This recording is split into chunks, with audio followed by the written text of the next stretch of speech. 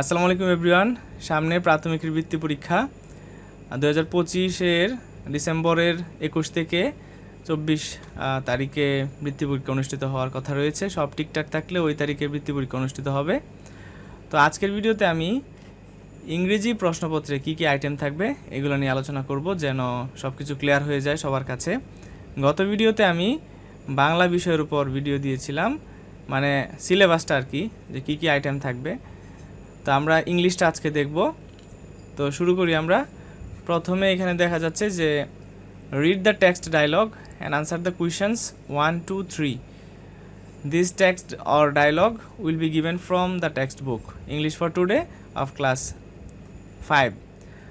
মানে এখানে যে টেক্সটটা বা প্যাসেজটা থাকবে সেটা পড়তে বলছে এবং আনসার করতে বলছে 1, 2, 3, এবং এই টেক্সট বা ডায়লগটা ইংলিশ ফর টুডে অর্থাৎ পঞ্চম শ্রেণীর ইংরেজি বই থেকে দেওয়া থাকবে। তো 1 নম্বরে যেটা আছে সেটা হচ্ছে match the given words to their meanings. মানে দুই পক্ষে, মানে এ কলাম আর হচ্ছে বি কলাম, এই দুই কলামে অনেকগুলো তথ্য দেওয়া থাকবে, এগুলা কী করতে হবে, মিলাইতে হবে। তো আমি একটা নমুনা দেখাচ্ছি। আমার কাছে একটা কোয়েশ্চেন রয়েছে, কোয়েশ্চেনগুলো একটু এলোমেলো, মানে আইটেমগুলা, তবুও দেখাচ্ছি। এখানে এই যে এখানে প্রথমে দেখা যাচ্ছে যে match the words with column A with their similar meanings in column B, 2 extra meanings are given in column B. অর্থাৎ এখানে বাম পক্ষ ডান পক্ষ দেওয়া থাকবে, মিলাইতে হবে, এবং এক্সট্রা 2টা দেওয়া আছে যেন মানে একটু কনফিউশনে পড়ে স্টুডেন্টরা। তো এটা হচ্ছে মানে মূলত আইটেমটা, প্রথম আইটেম আর কি এটা।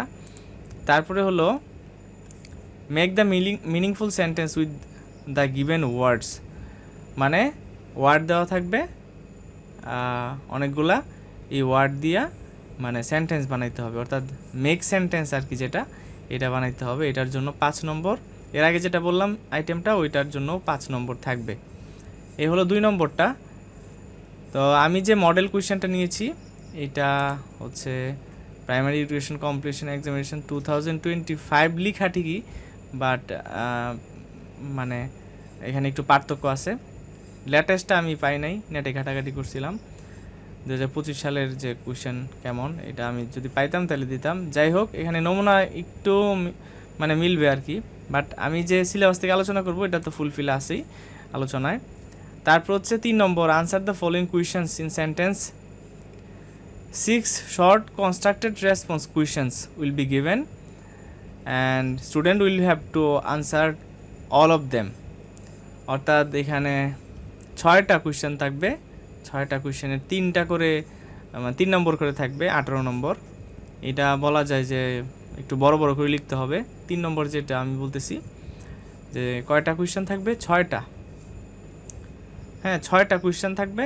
এই যে প্যাসেজ আর কি, প্যাসেজ থেকে এইরকম, এই যে কোয়েশ্চেনের মধ্যে প্যাসেজ থাকে না, এই যে এরকম একটা প্যাসেজ আছে, প্যাসেজ থেকে মানে যেহেতু 1, 2, 3 আনসার করতে বলছে, তাহলে এই প্যাসেজ থেকেই কোয়েশ্চেনগুলো আনসার করতে হবে।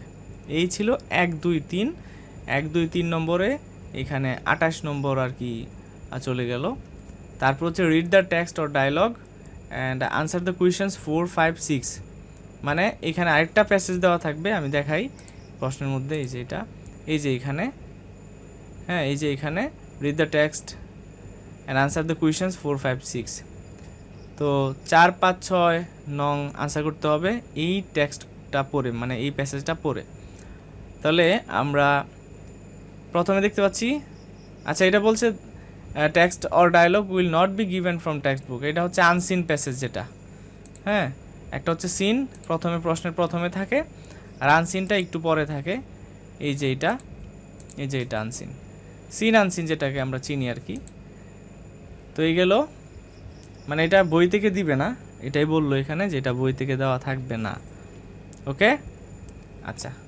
তারপরে হচ্ছে 4 নম্বর, 5 নম্বর, 6 নম্বর, এটা ওই আনসিন প্যাসেজ থেকে আনসার করতে হবে। 4 নম্বরে যেটা বলছে fill in the blanks with the appropriate word from the box, মানে একটা বক্স থাকবে, ওই বক্স থেকে আনসার করতে হবে, মানে লিখতে হবে আর কি। আমি একটু নমুনা দেখাই। এই যে এখানে, এই যে এখানে, এই যে 5 নম্বরে দেখতে পাচ্ছ যে একটা মানে বক্স দেওয়া আছে, বক্সের মধ্যে অনেকগুলো ওয়ার্ডস আছে এগুলো বসাইতে হবে এই সেন্টেন্সগুলোতে, এটাই আর কি, আর কিছু না। তারপর হচ্ছে 5 নম্বর মাল্টিপল চয়েস কুয়েশনস, 5টাতে 5 নম্বর, এটা এই যে মাল্টিপল চয়েস কুয়েশন থাকতেছে 4 নম্বরের মধ্যে, মানে একটু আমি এলোমেলো দেখাচ্ছি, বাট আমার কাছে যেহেতু অ্যাডজেক্টলি কোনো মডেল কুয়েশন নাই এরকম আর কি, এমসিকিউ যেটা আর কি এমসিকিউ থাকবে। 6 নম্বরে হচ্ছে answer the following questions in sentence, এটা হচ্ছে 5টা কুয়েশন থাকবে, প্রত্যেকটা 3 করে, তাহলে 3 5 15 number. 5 short constructed response questions will be given, the students will have to answer all of them, মানে 5টা দেওয়া থাকবে, 5টা অ্যান্সার করতে হবে এই যে টেক্সট আছে টেক্সট অনুসারে, মানে আনসিন প্যাসেজ অনুসারে। এই ছিল 4 5 6 নম্বর, তো আলোচনা হয়ে গেল। তারপর হচ্ছে 7 নম্বরে make WH questions from the given statements, students will make questions with the underlined word.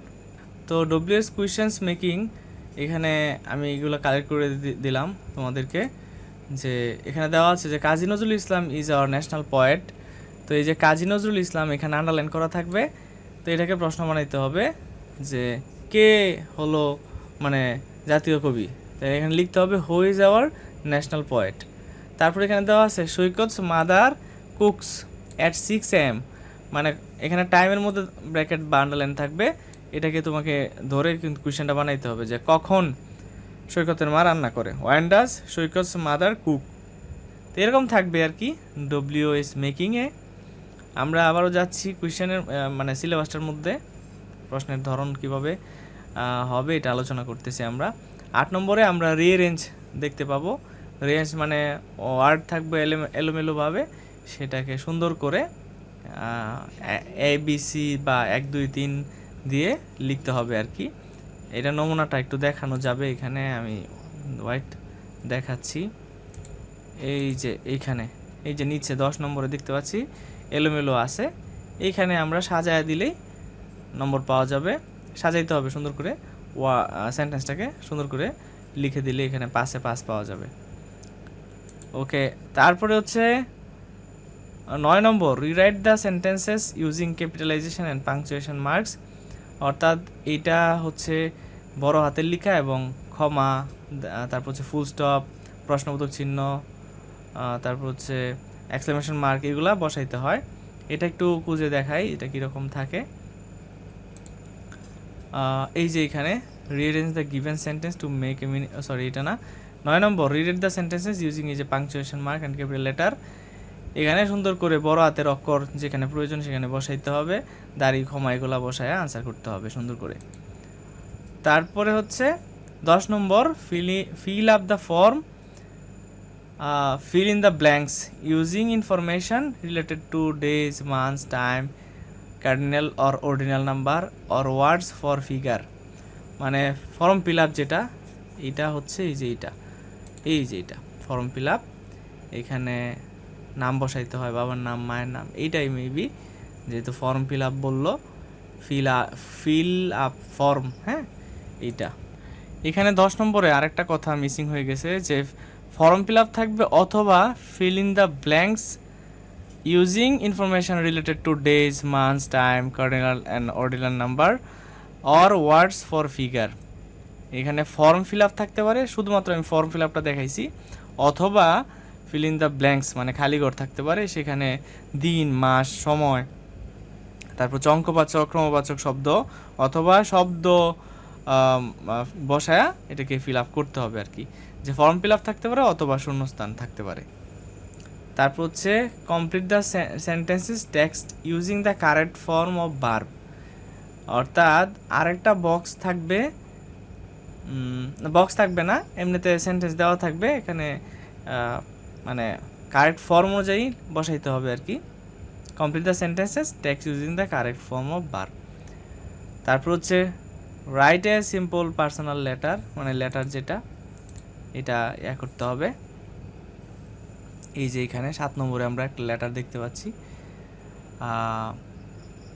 Suppose you are Rayan, your mailing address এত এত এত, your friend is Dipu, he lives at Nurpur, Sonapur, Rangpur, you wants to know about your food habit, now write to him about it. অর্থাৎ এটা হচ্ছে একটা letter, personal letter, অর্থাৎ চিঠি যেটা আর কি, এটা লিখতে হবে। তারপর 13 নম্বর হচ্ছে রাইট এ শর্ট কম্পোজিশন, অর্থাৎ একটা রচনা লিখতে হবে, এরকম দেওয়া থাকবে রচনা, write a composition about a firefighter. আরও অন্যান্য কিছু থাকতে পারে, মেবি এটা বই থেকেই থাকবে। হ্যাঁ, তো এই ছিল কি কি আসবে, অর্থাৎ 13টা নং থাকবে। 13টা নংয়ের মধ্যে 2টা সিন এবং আনসিন প্যাসেজ থাকবে। একটা সিন প্যাসেজের জন্য 3টা নং এবং আনসিনের জন্যও 3টা নং। এছাড়া ডব্লিউএস কুয়েশনস মেকিং, রিঅ্যারেঞ্জ থাকবে, ক্যাপিটালাইজেশন অ্যান্ড পাংচুয়েশন থাকবে, ফর্ম ফিল আপ থাকবে। তারপর হচ্ছে আরও কিছু, আরেকটা নং থাকবে, সেটা হচ্ছে মানে শূন্যস্থান থাকবে, এখানে কোনো বক্স টক্স দেওয়া থাকবে না, নিজে থেকে কারেক্ট ফর্মের ওয়ার্ড বসাইতে হবে। তারপর লেটার, তারপর হচ্ছে কম্পোজিশন, এগুলো থাকবে। তো এগুলো পড়লে ইনশাল্লাহ 100তে ভালো মার্কস আর্ন করা সম্ভব। তো নেক্সট ভিডিওতে আমি গণিতের যে প্রশ্ন কাঠামো এবং মান বন্টন আছে এগুলো নিয়ে আলোচনা করব। এই যে এখানে মান বন্টনগুলো পাশে দেওয়া ছিল, রচনায় কিন্তু 10 নম্বর থাকবে, আর লেটারেও 10 নম্বর। তারপর হচ্ছে এই যে শূন্যস্থান, এখানে 5 নম্বর, ফর্ম ফিল আপে 5 নম্বর, ক্যাপিটালাইজেশন অ্যান্ড পাংচুয়েশনে 5 নম্বর। তারপর হচ্ছে মিনিংফুল স্টোরি লিখতে হবে। হ্যাঁ, মিনিংফুল স্টোরি, এটাতে 6 নম্বর। এটা হচ্ছে এই যে কোয়েশ্চেনটা, হ্যাঁ, meaningful story, rearrange the given sentences to make a meaningful story, এটা লিখতে হবে সুন্দর করে। তো এই ছিল আজকের ইংলিশ প্রশ্নের প্রশ্ন কাঠামো আর হচ্ছে মান বন্টন।